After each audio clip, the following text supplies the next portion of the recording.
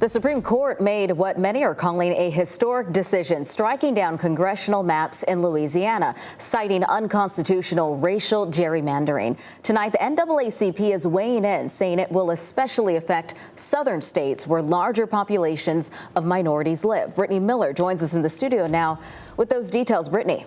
And Dana, Supreme Court justices say the decision was because of racial gerrymandering, but the NAACP leader I spoke to says it's more than race. It's about power.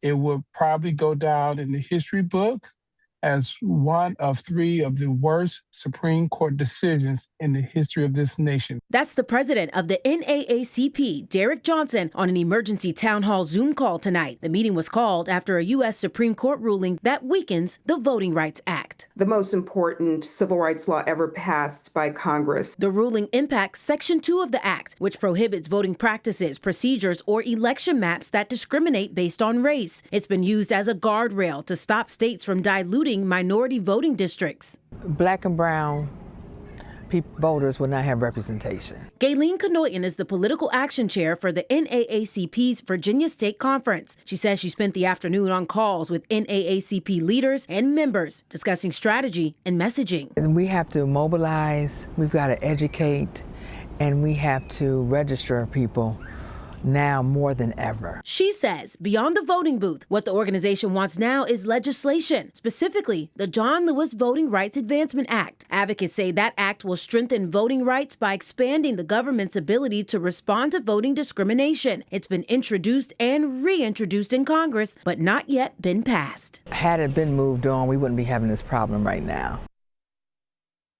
Kanoyan also says she worries this move will not only suppress voters, but increase disinformation campaigns during election season. Brittany Miller, 13 News Now. All right, thanks so much, Brittany. The Supreme Court ruling was made with a conservative majority in a 6-3 vote.